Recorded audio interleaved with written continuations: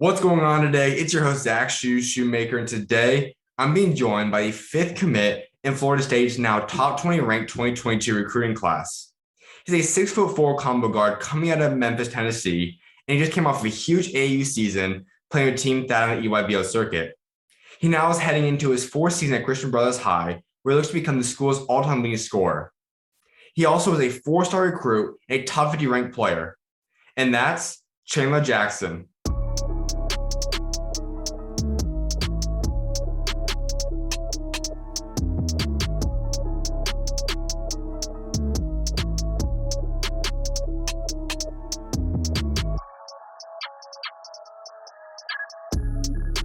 Walk us through all the stuff going on right now. You announced your top two, Tennessee, Florida State. We know you took the visit to Florida State, and now you've announced it. You're heading to FSU. Take us through how you're feeling right now. I feel good. I'm very excited with my decision. My family's very excited. Coach Ham and the staff, they're excited. So I mean, it's really good. Like I'm excited. Not stressing anymore about schools or whatever. So I just feel good right now. I feel it's probably been one of my best weeks this year. Now, this has not been just a simple recruiting process. Now, you had a top 10 a little bit ago you came out with, and you've taken visits all over the place, from Kansas to Missouri, Tennessee, and Florida State, obviously. Like, the list goes on. So take us to that aspect. Like, what's it just been like going on these visits, seeing these programs, seeing these schools? Just take us to that aspect. It's not gonna lie, it was stressful. It was kind of stressful. Just because some people were committing and everything, so it's like, when should I commit? When should I commit? But I just felt me and my family, we just stick to what we was going to stick to. Whenever I feel it's comfortable, whenever I feel it's right, go ahead and commit. But it's been fun though. It was hard. It was so hard. Just choosing between Tennessee and Florida State. It's probably real tough. It was really tough. It was really hard. But I just think that my goals and my dream is to make it to the NBA, and I think Coach Hamilton can get me there. And you mentioned a couple different things that really a lot of recruits do go through, and that's the aspect of guys committing at different times. Sometimes that might mess with you. Like some might be a school you say, I don't really like the school, and then someone obviously commits there, and you're like, okay, maybe the fit's not as great as it once was now. So how did you adjust to that? And was October even the month you really originally kind of were targeting? Did you always want to commit October prior to the season, or did this kind of speed up a little bit? I knew I wanted to do it before the season started, and we started November 16th. Okay. So I was kind of like, I kind of knew, I wanted to do it before then, but I didn't think it was going to be, this soon. But I just felt like it was time, though. I felt comfortable with it and everything, so I just felt like it was time. Now, as we said, you did narrow it down to Tennessee, the hometown school, as well as Florida State. Why was it those two schools? Like I said, you went on visits to Missouri, you went on visits to Kansas, you went all these different schools. So why are those the two schools you narrowed it down to? It was just, they were the best schools I saw that, wanted me the most, really, honestly. Those schools both have good programs. Both can get people to the league. At Tennessee, Kennedy, Chandler might be going next year. And so, and then, of course, for Florida State, they get people to the NBA. Coach Hamilton's probably one of the best coaches in the country. Well, is the best coach in the country. And so, it's just those schools and those people wanted me, Hall of Fame coaches, wanted me to join their program. It was really just exciting thing. And I just feel like they wanted me the most. So let's go to the past visit, because it was just a few days ago that you were at Florida State. You went on that visit with the school. So how did Coach Hamilton and that staff win you over? Like, what was it? What kind of happened in that visit that ultimately you walked away saying, this is where I want to commit to? What it was really, you had a meeting, a film meeting with me. It was me and my family and Coach Jones. And, he talked about how, what they do to get their players, to the NBA, right? Like everything they do. He sat down, showed us everything they do with Jonathan Isaac, how they, see how he matched up with other people that was in the draft class that was kind of like him and like that. And, just Coach Hamilton and their staff has been around a lot of people. And so they know people already that's, it's in the NBA already, have relationships there. And so, they can ask scouts what they think of this player, and get inside info. And so it was just that meeting right there is just like, they really finna make sure that if I want to get to the NBA, that I will. And so I seen, them people off the bench get to the NBA. Yep. It was talking Devin Vassell. Nobody thought he was going to go to the league, but he ended up being the 11th lottery pick in the draft.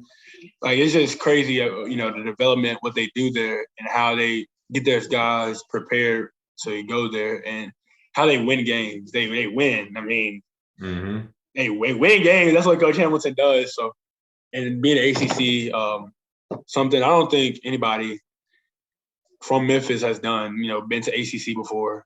So I think, something new. And then just that program and everything that Coach Hamilton's been doing, the new blood, thing that we say down there. It's just I want to be a part of it. I want to be a part of getting the school another ACC championship, regular season, and, a real ACC championship, and getting us to the Final Four. And, like, with this class, I think we can do it, honestly.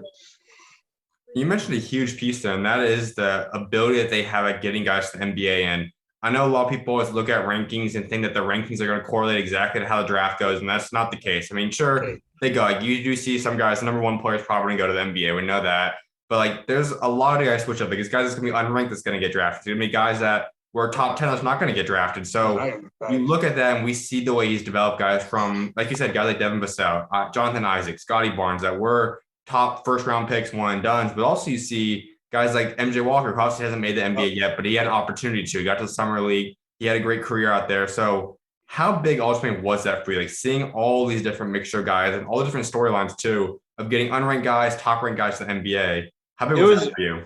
No, it is just crazy. Like, I saw it. They've been talking to me for a long time, and so Coach Jones, which was recruiting me. When somebody went drafted, he'll tell me it's crazy. Patrick Williams went number 4 was not last year, but the year before last, right? And came off the bench. Nobody saw him as number 4 pick, but what they do, and he explained everything to me and my family about what they do and how they can make their players look good. You know what I'm saying? Make their players look like NBA players. And so, when you got a head coach, Coach Hamilton, coaching you, and with that staff, you're going to get better, and then people and scouts are going to look at you just because of the relationship that they have and who he is as a person. So, I mean, all you got to do really is just buy into what they're doing, and just go out there and have fun, win games. And there are a lot of guys you can compare yourself to, but was there even one guy specific that the coaching staff said, okay, you play a lot like on that team? Oh, they said I'm a shorter version of Terrence Mann. That's what they said. That's what they compared me to. Yeah, that's what they compared me to. Wait, Terrence about like 6'6". I think he's 6'7", around there. So I'm a little bit shorter than him, a little bit shorter, not that much shorter, but a little bit shorter than him. So that's what they compared me to. That's what they said I play like. So you talked about when you realized that you're going to go to Florida State, but when did you let the coaching staff know? Was it on the visit a couple of days after? Like, when did you say, okay, Coach Ham, I'm coming to Florida State. Like, this is where I want to have my career at. I'm coming and I'm committing to you. You won me over. You landed me. When did you let them know about that? It was Saturday. We had a meeting, my family and everything. And so, how they need a point guard, right? And so Coach Hamilton was just talking to me and my family and was saying that we need you. I don't want to recruit any more point guards. Like, I don't want to do that. I don't want to spend money on that, just saying, And so that he's saying that I don't want to, build a relationship with other point guards. And so, always go where you need it, not where they want you. So they need me there. So, of course, I'm going to go there and show them why, show everybody why I'm playing point guard there. So I told him, and then we was crying. Everybody was crying. Everybody was so happy. Coach Ham cried a little tear or something like that. Me and him gave each other a big hug. But I didn't end up telling the rest of the coaching staff until Sunday, because we was like, are we going to keep it from Coach Jones, who's recruiting me? He's like, are we going to keep it from him? We're going to keep it from him. But I ended up telling him Sunday morning, though, before I left. And when we go to that 2022 class, like you mentioned, it's got a mixture of all kinds of guys. Once again, going back to the ranking thing, which, like I said, doesn't matter too much. But you look at obviously Cam, he's a big time top 100 guy. You're a top 100 guy. Deontay should be a top 100 guy on all sides. Then you have two underrated guys. TJ obviously is coming in, and then Jeremiah, who you got to know, pretty sure I'm a little bit over the past weekend too now. So take us just through this class. Like, how special are you guys? Now you guys are a top 20 ranked class in the country. Like, how special is this 2022 recruiting class? I haven't told him yet, so that's crazy. That's crazy Mhm. part. Like I haven't told him. Jeremiah is the only one that knows, right? And Okay. so Mhm. I haven't told Cam. I haven't told Deontay. I haven't told TJ or whatever. Yeah, I haven't told him yet, but I am. Tomorrow I'm gonna tell him. But just I know them people. I know them. You know what I'm saying? Like Deontay, a athletic big. So I just think that we have the pieces. Literally, we have everything. We have 6'6", 2 6'6" players on the wing. We have Cam, who's not even a big, but can play big, and Mhm. a mismatch problem. Really, Yep. I've seen him play. Like he's a mismatch problem. Seriously. And then Deontay, like I said, just being athletic and being size wise, we have everything we need. We have everything we need to succeed. You just gotta just lock in and come together. Now there is obviously the Jeremiah aspect, like you mentioned, and knowing him, he pretty much knew he thought he was going to commit there before he actually got out there. But they won him over on the visit, and he commit there. Then obviously this week as well. So when did you two first tell each other you guys were going to commit there? Like, was it quickly? Did you tell him that Saturday or Sunday, or So all right, so Friday, like they already knew, and I knew, like they were saying that they're coming, and I was like, oh, for real, because like he was there with his friend. I forgot his name, but he was there with him and his friend was there, and so Mhm. it was like, I'm not gonna say a name. Matter of fact, I'm not gonna say a name because he's also coming. We're not done yet. Like we got one more. We got one more person. We got one more person. One more. Okay. So I'm not gonna say his name, but them two are there, and so they were just like, yeah, them two are coming. So now it's time for you. You're next, right? And so me and Jeremiah became cool. Like all three of us became cool. We was chilling. I mean, we was just kicking it with the team. Like we was talking about everything. I'm talking about everything. So it's just cool to me how we have literally everything. We're getting another piece that is underrated. He's an underrated person. I'm not gonna lie, he is underrated. Nobody really knows him. I didn't even know him until after this weekend, but we're just building something down there. Like what I'm saying, like we gonna be straight. We gonna be probably better than straight. Next year. ACC, everybody's going to look at us, maybe like you said, we're not ranked high or whatever, like Jeremiah and TJ, they're not ranked high, but it's not even really about rankings like with coach. As you can see, it's not about that with him. Mhm. So just, even though they're not ranked, but you're going to know who they are. You're going to know who they are when it comes to ACC tournament, like there's going to be people that that people key on. So I just feel like, we have everything to be successful. We have everything. And then people that's going to return next year. We still got them too. So it's like, Yep. Mhm. It's like crazy. We straight. It's crazy. Just for Florida State fans to hear that out loud one more time. So this 5-man recruiting class that fans are already hyped up about, it's not done yet then? Not done yet. We got one more. Nobody really know about him. I didn't really know about him. So, I mean, but he's a cool dude. He's kind of, he kind of a mismatch. I'm not gonna lie. He's kind of a mismatch. I'm not telling you what position or whatever, but Mhm. he's gonna make it easier for scoring because space the floor out. So that's all I'm saying. Yeah, like I said, like me and Jeremiah was talking yesterday. Mhm. Number one, we were saying number one recruiting class in the country. Like, well, we're excited. I'm excited. I've never been this excited in my life. So I'm just, but at the same time though, still got this season ahead of me in high school. So I gotta take care of business first and then get ready to head to college and take care of business down there. Like you mentioned, the big thing, like you guys now could have obviously a 6-man recruiting class coming in, but there's still a lot of returns going to come back as well. Obviously, the 2021 class was a top 3 recruiting class. They're special. Matt Cleveland, I think, will be a one-and-done player. I think he's special, beyond special. Jalen Worley has the potential. Could he be back for another year? It's obviously up in the air. John Butler could come back another year. And Naheem obviously is a big time guy from JUCO. He could come back another year, as well as Cameron Fletcher, who was a top 50 player that just transferred. He could be back. Like the list goes on of top level guys that could be back. So how excited would you be to go play with those type of guys? Like let's say those guys do return. How excited would you be to go up out there and play with those guys as well? Like, it makes me even more excited. Not just the recruiting class, but just the people that's already there. Like you said, Jalen, Naheem, John, Cam. Like, bro, it goes on. Like those are people that are really good people, and those are people that can help each other, like, us get better as teammates, as players, and then go out there and compete together. Would be really nice. Would you say that you connect with any of those guys? Like I know some schools have certain guys kind of take you on the visit, kind of walk you through the visit as well. Like, did you get close to anyone on the roster right now?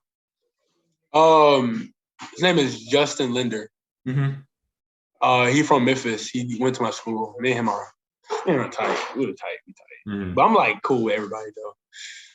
So I mean, that's just my personality. I just fit in with everybody, and then also Cleveland Yates. He went to Briarcrest, our rival school. Not a rival, but school we don't like.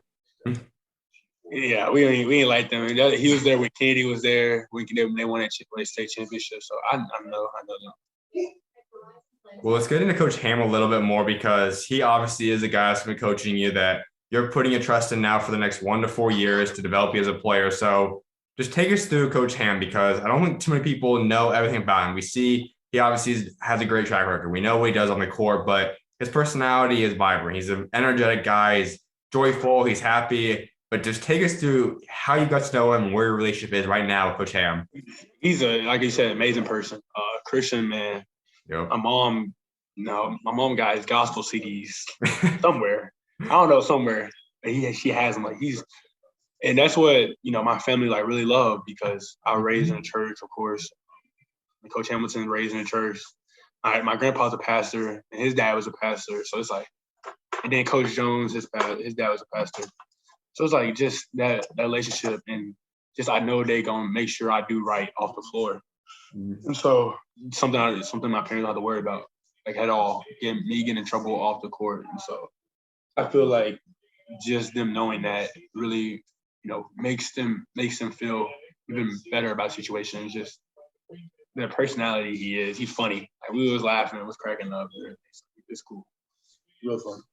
That's what I had to touch up on because I've had a lot of FSU guys on over the past couple of years now, and that is one thing that a few different guys have touched up on, especially those that are believers. And I know Naheem talked about that, Matt Cleveland. And it's the gospel side of him. I know he's got the gospel CDs. I know he takes guys to church that want to go to church with them too on Sunday. So you got to take us to that aspect a little bit more. Like, how did you guys get into your faith? How did you guys start talking about your faith and God and Jesus and your religion? Like, how did that all come to be? Like I said, my grandpa really, how it is. My whole family is Christian. So, when Coach Hamilton said that, they started talking for a long time. And I was like, come on. I was like, y'all need to stop talking.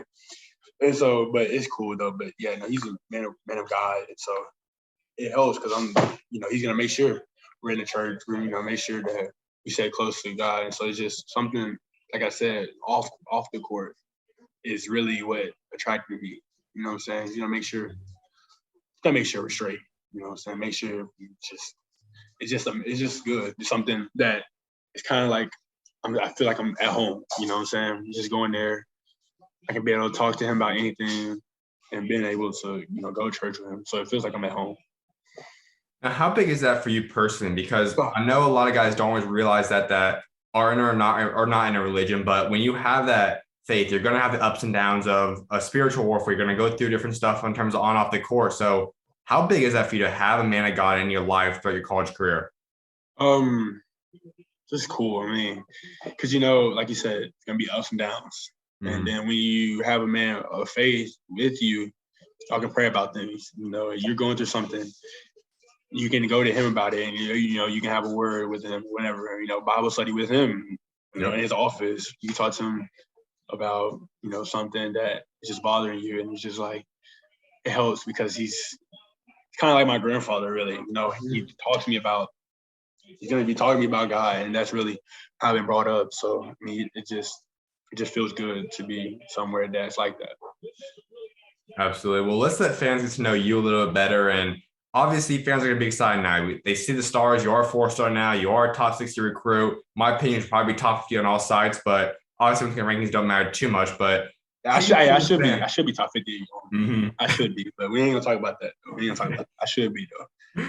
Absolutely. Well, get fans to kind of know what you're bringing to this program because like I said, fans are excited for you. For me personally, I like the Terrence Mann comparison. I think you have a little bit of MJ Walker in you in terms of size as well. He's a 6'5", 215-pound point guard. So you guys share that common a little bit, but take us through all the characteristics you're bringing to this team, on and off the court. Like, what do you bring to Florida State?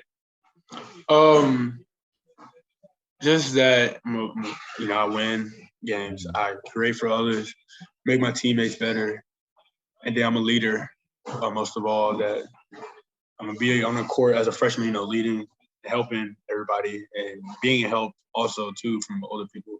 So it's just a teammate who likes to learn and who also likes to help, and just can do what I need to do to help the team win. Without doubt. Well, let's get into your story a little bit to get to this point because you and I have known each other now for a couple of different years. And on our very first interview that we did together, you weren't ranked yet. You didn't have the stars yet. You had a few offers starting to come trickling in, but you just see the growth now from being a guy that was just always a talented player but didn't get the national spotlight yet. So now seeing yourself today, being a top 100 recruit, getting recruited by all these schools. How crazy just kind of seeing the way you've grown now over the past 18, 24 months now? Oh, it's crazy. Talk about it with my family all the time. Like, oh, it really happened. Like, I blew up, this summer, like playing with Team Thad, playing with Nike. It's probably one of the best decisions I've made in a long time. One of the best decisions ever, just because playing with them really helped me bring out the best of me. And as you can see, everybody's seeing how I play and how good I am and what I can do. And so I just think that, they were probably the best team for me. I had other options. I could have stayed with Hoop City, but, I feel like just that was best thing, and they're the best program on EYBL, and that's a fact. Simple. Mm-hmm. So, yeah, that's it. So you've grown up in Memphis, Tennessee, and in my opinion, I think state of Tennessee, but especially Memphis, is just underrated overall. I mean, do they have the total depth of a California, New York, or Texas? Probably not, because obviously you guys don't have the population that they do. But you guys have a lot of killers come out of that state. We know the whole loss in line between Diedrich and KJ and Chandler and all them. And then you got obviously yourself. You got a lot of other guys coming out of there. So what's it been like growing up in Memphis, Tennessee? Like you said, it's cool. You know what I'm saying? Like, I love my city, of course, but it's just I felt like it was time to leave. And my family both. Been here too long, honestly, and I love it here. But been here too long, time to see something else. And like you said, we don't have everybody don't know who we are here in Memphis, but there are people here that I feel like are probably better than some people that's in the top 100. But can't be seen though. Just because, like you said, we're from Memphis, Tennessee, and we're not California or Texas or New York, like where people are normally from that are, in the top 100. Florida, they got like 10 people in the top, 50. So it's like nobody really knows people down here. And so I feel like making the best move for you in AAU is probably one of the best things to do. Yep. So like I said, switching to Team Thad, playing with Nike, best thing I did, like Amar, me and Amar Knox, him playing with Team Thad too. Like everybody know who he is now. Mm-hmm. Right, and nobody knew who he was before, but now everybody knows who he is. So it's like same with me. Everybody know who we are, and so I feel like just doing what you have to do to get your name out there and playing with a program that can get your name out there and doing what like that. So I feel like that's probably one of the best things I could have done, and probably if I could do it again, I would. I probably come to Team Thad sooner, even before Nike. Yeah. But it's just I love my city, like I said, but it's time for a change. It's time for something new. Now, if I were to ask you, obviously you don't have the power to make a bigger spotlight media-wise yet, but if there was a change, like what would need to happen? Like, how would you possibly change Memphis to where you guys get a bigger spotlight? Like, maybe not even New York, California, but like you see a state like Nevada obviously is getting more and more attention. Georgia, like, how would you say, like, what needs to change out there to be able to get more attention to the kids? Start getting guys noticed earlier on just through the high school programs.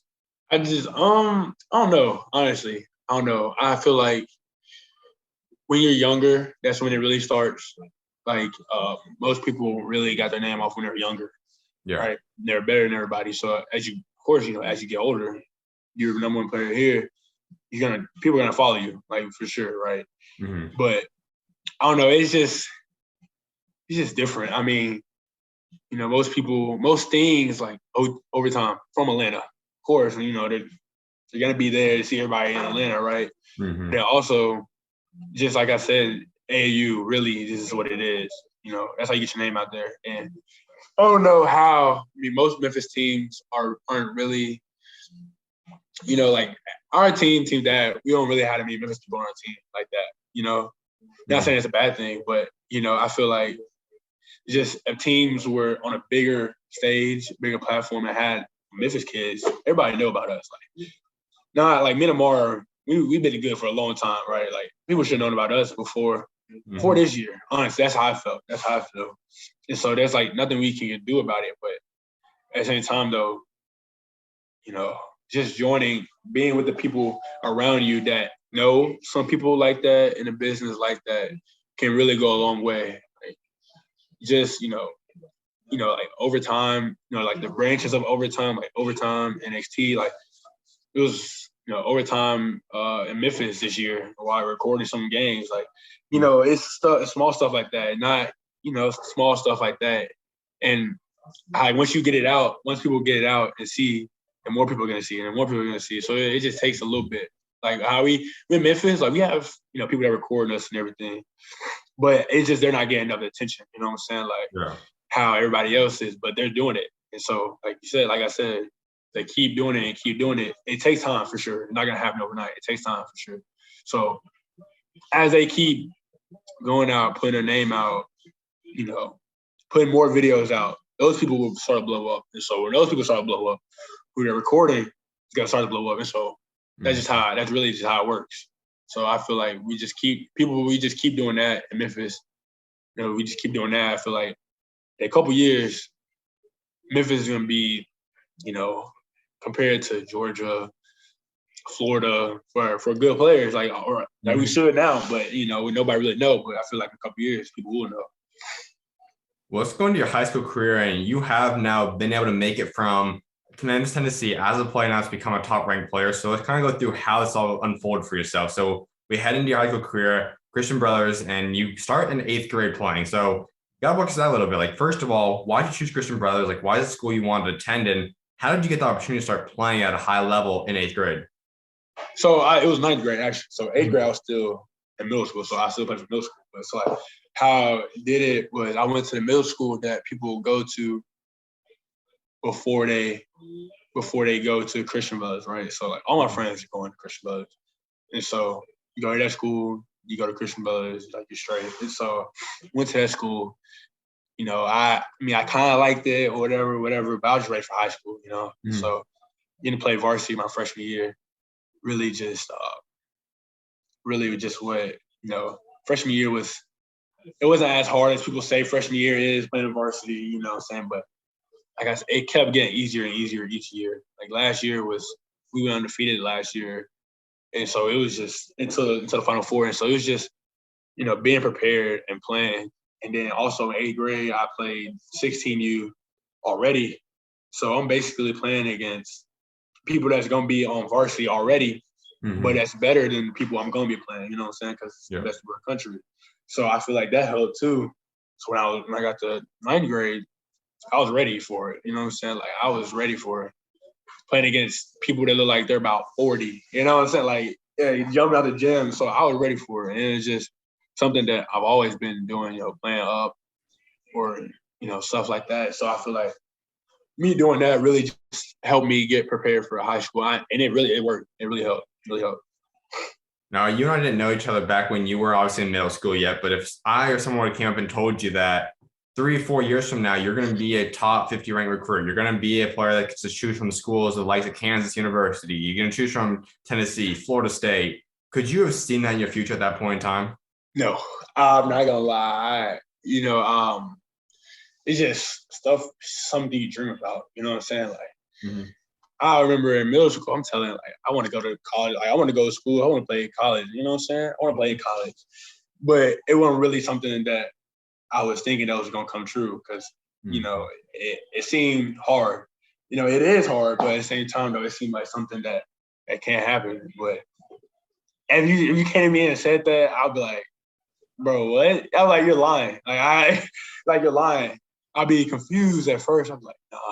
I was like, nah. But then as like I said, as high school continued to go, and as I got better as a player, I could see myself doing that, honestly. But like blue bloods like Kansas and even Tennessee and schools like that, all from all over, really, just haven't been able to people that want to coach me like that. You know what I'm saying? Like Hall of Fame coaches that want me to play on their team.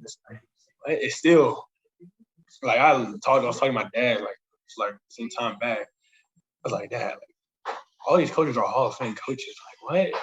And I was like, what? I was like, wow, I can't believe it. And so it was just a dream come true, and it's a reality. It's not a dream, it's a reality. So I'm blessed. I'm very blessed, and I wouldn't be here without God. I wouldn't be here without my family, especially my friends. And so I just feel like, I'm so happy that I made this far, really. And I knew I was gonna be good. I knew I was gonna be good. Mm-hmm. From being unranked to the top 60, it's like what? It's like what? You know what I'm saying? So it's like it's crazy. It's crazy. So when did you start feeling like, okay, I truly do believe I am one of the top guys on the court every time I step on it? Because like you said, it wasn't necessarily just about rankings. Obviously, the media started perceiving you as that player this summer. But I think even going back about, 18 months ago when we first started talking, that's when I started feeling like you could be one of the top guys now every time you get on that court. So when did you start feeling like, okay, the rankings may not be there, but I truly do believe I can compete with anyone in my class and be one of the better players in my class? Like, when did that come for you? It really came my sophomore year. Sophomore year going to junior year. Like sophomore year, I was killing it. I was going at some of the best players in Memphis, across the country. At tournaments and everything. I really started to come out. Started to see people seeing that I'm good, and so AAU a little bit sophomore going to junior year, with COVID and everything. It was kind of rough or whatever. It's kind of different, on teams that I play with them 16U. It's kind of different, playing all those good people. I'm not saying that my team right now isn't good, the team from last year isn't good, but playing with different people that I've never met before and how the year was, and like not a real summer, it was just kind of different, right? And so it was just I didn't play my best that year, that summer, but I knew I still I'm that guy. Like I still knew that. Like I still knew I can go out there and do my thing, but I just did it. And so the junior year, I was like, you know what? I'm gonna show people that, like when I step on the floor, that I'm best player on the floor. And so that carried over that junior year, my junior year last year. Like I said, we're undefeated. Not saying all because of me, but my teammates pushed me and I pushed them. So it's like when you have teammates pushing each other, your team's gonna be good. You know what I'm saying? So like when you have, so I just feel like that team, and then you got me with it too. So it's like, oh, we really top team in the country. Like I think we was ranked like top 20 in the country at one point because we was undefeated. Like we didn't lose a game. Like and we was beating some good people too. So I just felt like, that when I step on this court though, like, you probably got so and so on your team, but like, we got me. You got my team with me too. So I feel like, oh, we the best team here.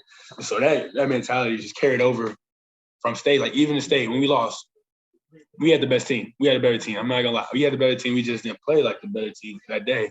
So I was kind of sad. I was kind of mad, but at the end of the day, I'm like, bro, like, I know for sure that my team was better team. I knew my team was the best team in the state. We just didn't play like it that one day, and it cost us.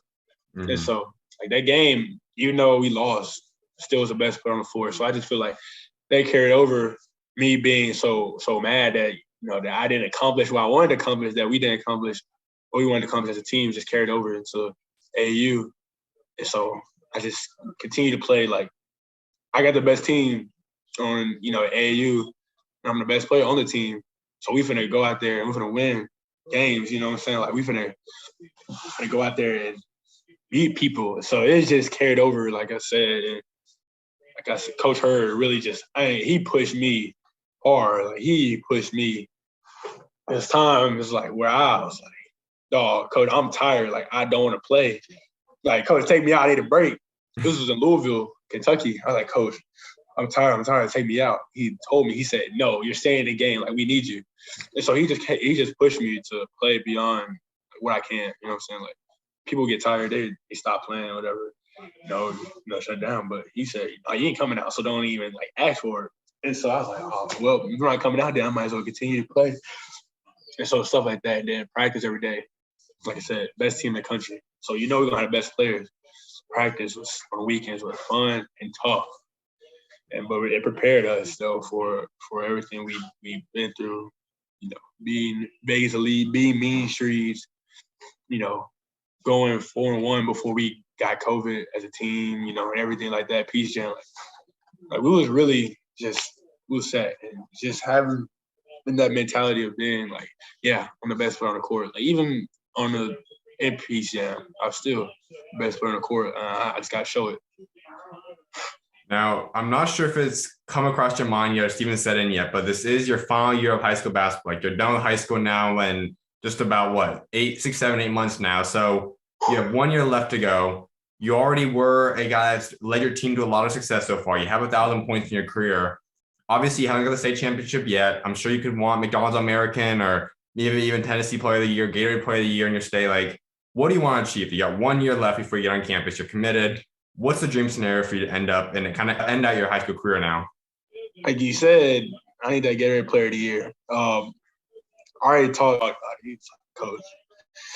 I'm gonna do this. Like, I'm gonna, who's there besides, of course, Brandon, good, BJ, of course, but it's like I feel like I'm better than them. Like, even though they're my guys, but they think they're better than me too. So that's just how it is. Like, competing, you gotta compete. So I feel like I'm the best player in Tennessee, so I just gotta go out there and show it every night. And that's my goal. I gotta win that Gatorade Player. I gotta win Mr. Basketball. I gotta win that state championship. And then I think my coach said I'm not that far from passing him in points all time. So gotta do that too. So it's just I got a lot of things I gotta do this year. And then the state championship it's important. You know what I'm saying? Like, that's probably the top priority. If I don't become Gatorade Player of the Year, that's cool. Everybody still know who I am. Yeah. If I don't win Mr. Basketball, everybody still know who I am. Like, people, I'm not saying that, people forget whatever, but it doesn't sit around like that ring does in that championship ball. You can shut that ball off for however long you want to, you know what I'm saying? So it's just something I want to do, and those my goals. And when I try to be, and so the points leader is my coach, like, it is my head coach. So being able to, if I do that, if I beat him, and become a points leader, it'd be amazing. It'll be a really touching moment because he played back, a minute ago, and so like nobody has done that, in a long time. So it's like, finally. It's me. Like, why not me? You know what I'm saying? Like, why can I do it? And so that's my goal. Like, that's all I want to do. And it'll feel really good that I do that. And it'll be a special moment for me and Coach if I do that. So I just feel like I think this Coach 40th year coaching, I think. So getting that ring for him, his 40th year, would be amazing. Like, be our best team in Christian Brothers history. So I know we can do that, and I know with me we can do that. And so we just gotta go out there and show them what we do. Like, we just gotta do that. So I feel like we can do it. So we will do it. My final thing regarding Memphis and your high school career out there so far is you mentioned another name out there, and there's obviously a lot more talent in the state, but we know that you and BJ have kind of gone at it now for the past few years. You guys are both the two top guys in the state, ranking wise. Everyone knows talent wise as well. He's going to Tennessee, special career I think he's going to have out there with Barnes. But how do you guys like just take us to that? I mean, I'm not sure it's necessarily a rivalry where you guys hate each other or whatnot, but it's more like competitive. You guys going at it, you guys want the best. So walk us through that a little bit. For sure, like when we was at Tennessee together, still talking about it. You know, I was like, bro, I'm winning that. I'm winning that Mr. Basketball this year. I'm winning that. And he's like, no, I'm winning it. And I was like, oh, we gonna see if you get that Mr. Basketball though. We're gonna get that ring for sure. He's like, nah, we gonna get that ring because we're in the same division. Like, we're in the same division, so we have to play each other, for the championship probably. So it's like, no, I'm gonna get that championship. And that's me this year. And, we was like laughing about it. But we cool though. And like he's my guy. Like, even though I'm not going there, still my guy. And, I wish we could play, at another school together. You know what I'm saying? Like we'll be cold, but I feel like in the situation, the fit that he gonna prosper there. Like it's gonna be BJ Edwards' show right there at Tennessee, and that's gonna be good for him. Like that's my guy. Like that's what I want for him. But and also, I feel like me at Florida State, I feel like it's better for me too because I get to do.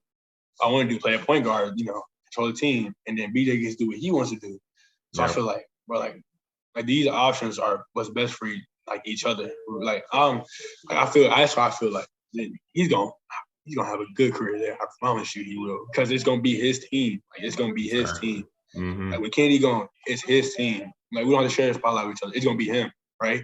So that's what I want for him. And then I'm at Florida State.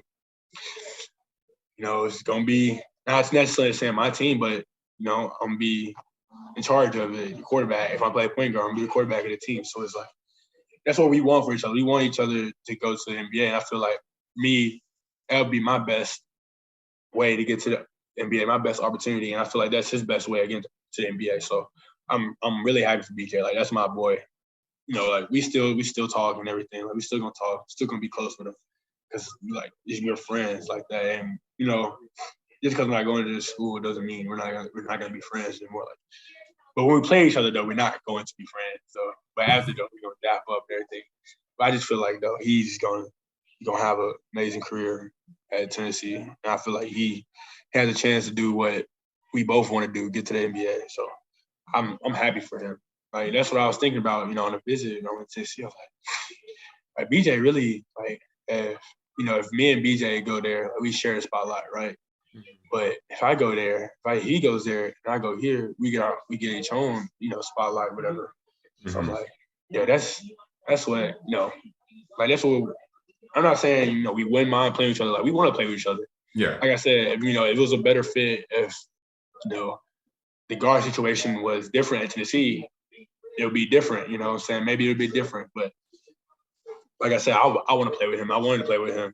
But I just feel like the situations are different for each other, and I feel like it's a better situation for me.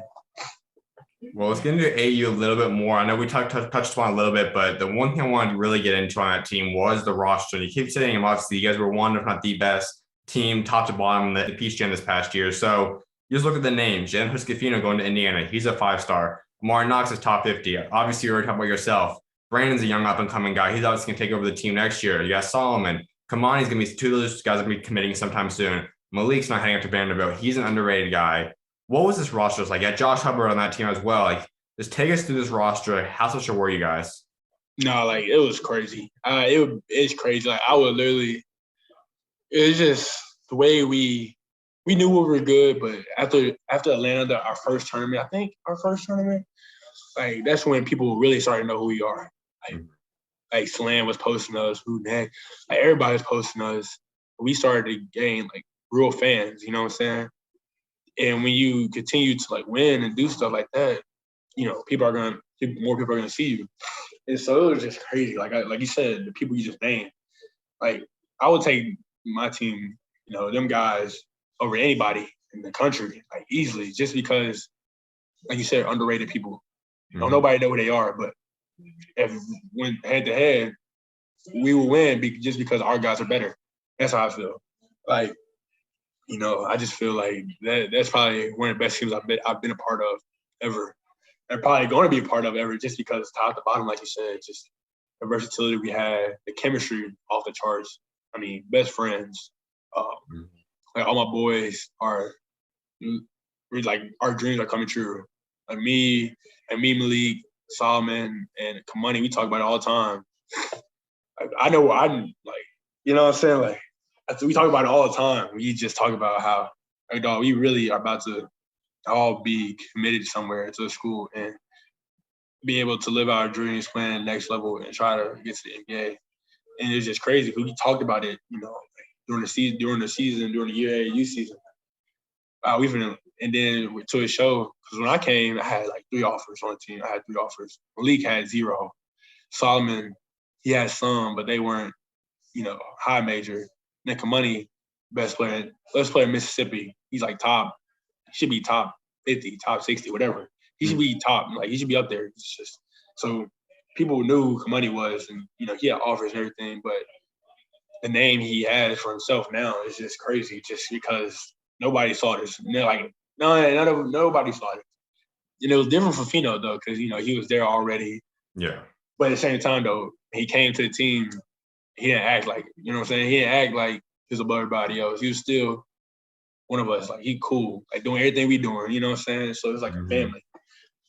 And so our dreams are, you know, coming true. Like we dream about this. Like we talk about this all the time, and it's coming true. So I'm just happy for everybody that's on my team, and that team is just special team.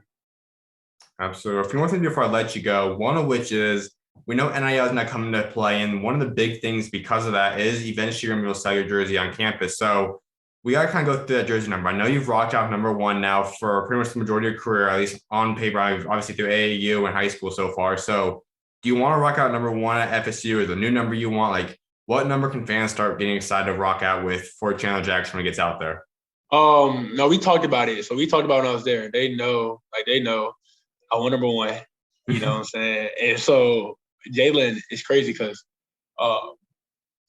who has number 2 on who has number 2? I can't think of who has number 2 on our team. I can't think about it. I can't think. We were just talking about it over the weekend. I can't think about it, but he has number 2 and he's leaving next year. And so then that means Jalen gonna get number 2 because he's been number 2 throughout high school and he wanted number 2, but he got number 2. Mm-hmm. And so when Jalen goes number 2 because he wanted number 1 round, so he got number 2, number 1 open.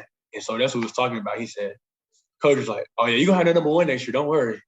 And then the dude and then the guy who's over basketball operations, he said, "What jersey you going?" I said, "Number 1." And this was when we were at dinner. So I went number 1. And so he just blurted out. He's like, "Yeah, he's number 1 next year." And then it was like, you know, we were funny laughing and everything. But yeah, number 1 is the jersey number I'll be rocking next year, unless something changes. Absolutely. Now there are 2 other things that you have in your bio: Iso Chan, Demogorgon. You got to take us through both those. Like, where do those come? What's the meaning behind those? Take us through both those names. So Iso it was something with Hoop City. We like my 8th grade year. It's been like we had this guy. He's now at Army. I forgot. I don't even know West Point. He's at West Point right now. Mm-hmm. I don't know. It's been a long time, right? He's playing basketball in college already now, and so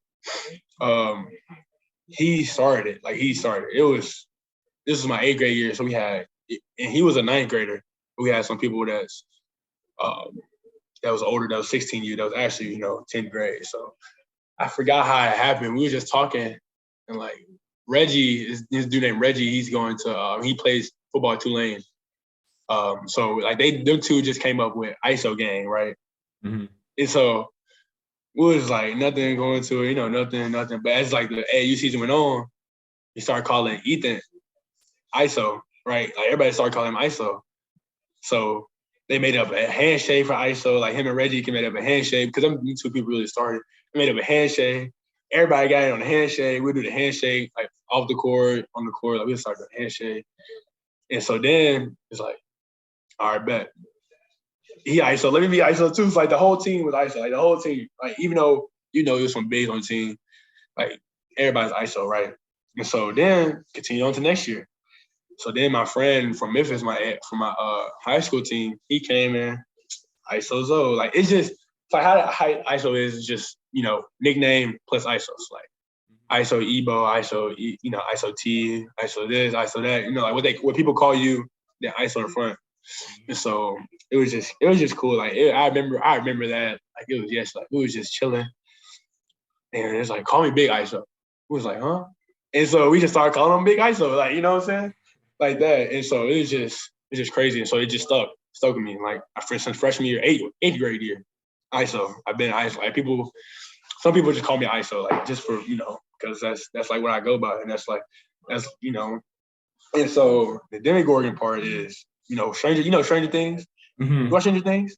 I don't watch it too much, but I know what it is though. Yeah. You know what it is, right? So like, Demogorgon and Stranger Things, right? It's different, right? Like it's different. So Demogorgon different, I'm different. Demogorgon, it's just like something cool that really, Stranger Things is probably one of my favorite shows. Mm-hmm. Demogorgon is, I don't even know what a Demogorgon is really, but it's different. You know what I'm saying? Like it's a monster, like alien. It's different. Mm-hmm. So I just put that in my bio because I'm different. So it's just really just something that like is cool. And so the ISO gang, they'll forever stick with me though. They'll forever stick with me. So I remember we used to like be on the trip, and then Alonzo Trier, his name was Iso Zoe. And so we were like, oh, he was ISO gang, like all that and everything. I remember like we was in the hotel room. We DM LeBron, like just messing around. Like, yo, LeBron, you trying to join ISO? Like we was just doing that, like, because it was just something that we came up with and that like stuck with us. Like we had a whole Instagram page, like ISO gang, like, Candy Chandler, he's in the ISO gang. Like, you know what I'm saying? Like it was just something that we saw, like, Unicorn Fam was going around, Jam Fam, Jelly Fam, and everything. So it was like, you know what? We're from Memphis, so we might as well get something in Memphis going. So like ISO gang, right? And so like people would be like, how you join ISO? How you join ISO? And so I had to text Ethan. I was like, Ethan, it's like people want to join ISO. And then he was like, oh no, we can't let him join ISO. We don't even let him, but it's cool though, like, only us. And it was just cool though. It was just cool, like, people would just go around like my school and everything. They'll call themselves ISO. And I'd be like, yo, chill out. Yeah, ISO, like chill out like that. Like, but laughing though with it and everything. And so I just feel like that was just fun, and it was just something to do as we were kids, at the time. And so it's just something that we came up with.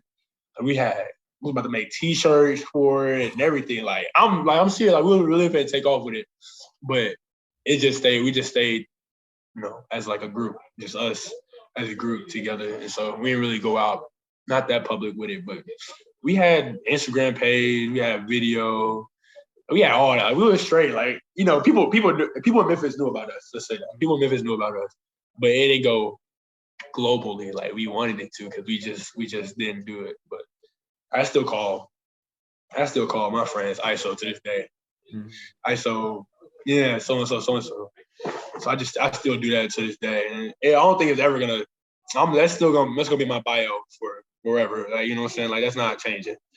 Like if I get verified, I how people had their name under like what the people like what they go by, and Iso Chan. That's still gonna be my thing and everything. It's like that's still gonna be my name. Like I'm not changing because it's just a memory that forever be there for me. And just as a kid, I'm what am I?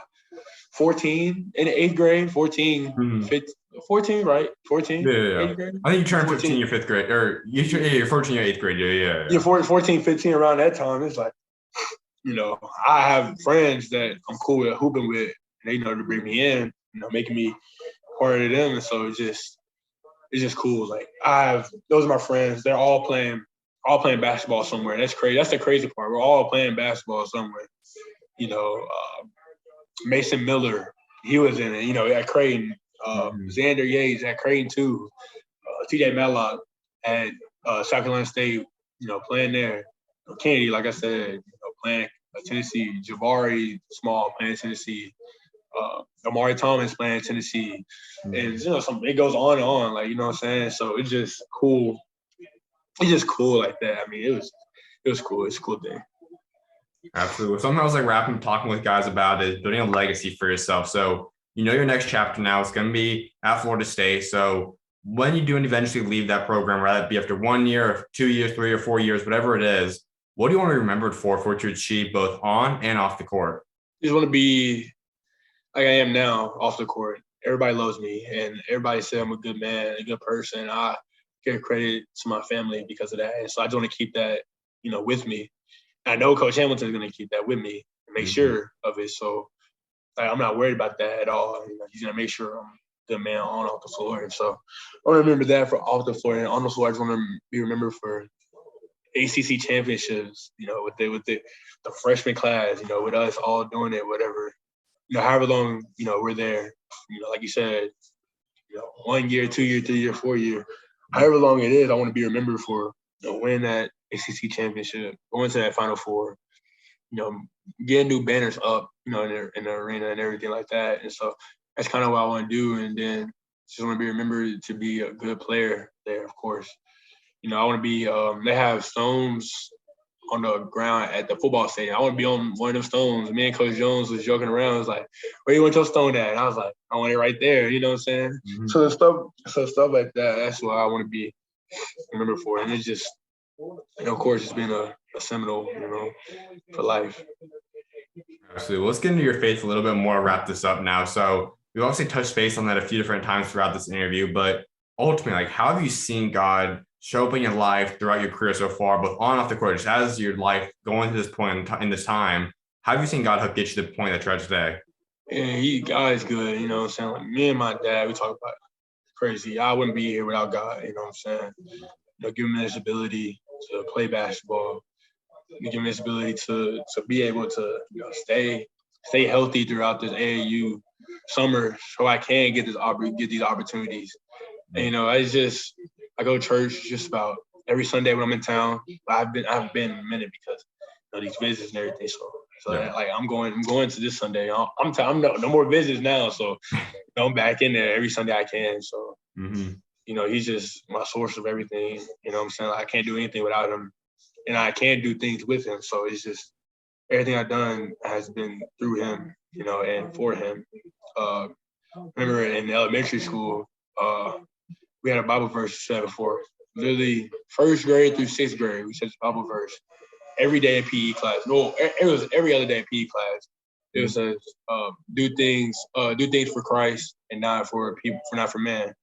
Colossians 3:23. I still remember. And so it's like that Bible verse has stuck with me because I'm not doing it for myself. I'm not doing it for I'm not going out there, giving me myself the glory. It's not me that's doing it, it's God, you know what I'm saying? So it's like I'm doing it for him. I'm making him proud. I'm making him happy. And so with that, he rewards me with good things, being his child and being, so close with him. I feel like I do have a relationship with God, not as strong as my grandfather, of course, but, it takes a while. Like me and him, we've been talking about it. It takes a minute, even with him, he wasn't always as close to God as he is now. So it just takes, like he said, it just took something to happen in his life for you to need God in your life. And so right now, I know I need God, you know what I'm saying? Like, I can't do anything without him. So him just, giving me this opportunity, like, this is all him, really. I'm just giving him the glory. I'm just thanking him. And so that's really my Bible verses. My favorite Bible verses. I can do all things in Christ who strengthens me. My favorite Bible verse. I've been one of my Bible verses for a long time, and so I just like you said, everything I go out and play. I don't have a good game because I have a good game because I practice and everything, but yeah, those shots go in because it gives me the ability to get those shots going. It gives me the ability to be as good as I am. So it's just I give everything to him. So if you could pinpoint one moment in your life so far you've really seen God show up, what would be that moment? Like, is there one specifically you could say, this is where I really seen God show up in my life so far? Not yet. And that's a little, kind of on some things, regarding sports and, with me asking for his help and everything, and everything's going good. And it actually, happens or whatever. So a little bit, a little bit. So, but I'm still going to continue to ask God for help, ask him to lead the way, show me the way. And so that's just how I am, man. So going to Florida State, like I said, there's nothing's gonna change at all. Nothing's gonna change. So it's just good. It's just everything matches up. Everything fits. So as your platform grows and you get a bigger and bigger spotlight because of your college career and then a professional career, whether that be overseas, NBA, whatever God's got in store for you, how do you plan to continue to spread God's word to the people, not just in your locker room per se, maybe even in your locker room, but also to the world in general, like through social media, through one-on-one reactions? Like how do you kind of plan to spread God's word as your platform grows? Just let them know that I wouldn't be anything without him. Like anybody, you know what I'm saying? Like, just remain humble, and he will exalt you. That's really where I've been my whole life. My grandfather is always, he's like when he tells me, it's like, Grandpa, please, like like that. But at the same time, though, he's telling me what's right. He's like telling me that some stuff in the past about the people not being humble, and then something bad happens to them. You know what I'm saying? Like, so I always try to remain humble, and I try to always keep my teammates humble because you get the big head. God don't like that. He don't like boasting, bragging, and everything like that. So, if you do that, you you never know what might happen, right? And so it's just, I feel like it's state, the Final Four game. I feel like we're humble. Like we've been all the season. I feel like we came in there with the big head, and we saw what happened. And so I really know that. We came in, my grandpa told me too. Like, it's crazy. He told me too. He told me before we went down there. He said, now Chan, don't go down there having a big head, and everything like that. But it's okay though. You live and you learn from your mistakes. But I always try to remain humble, and just continue to rely on God for everything. Amen, man. Well, my final thing for you, give Florida State fans your 3 biggest goals that you have set for your Florida State career. So ACC championship, like I said, need the Final Four, then national championship. That's really what Coach Hamilton really see. He see me helping them get to that championship, and that's what I'm trying to do. That's what I'm trying to do. Absolutely, man. Congratulations on the big announcement, man. I'm excited to see what God got next for you, and appreciate taking time to come on today. Thank you for everything. Of course, man. You're always welcome on, man. God bless. God bless.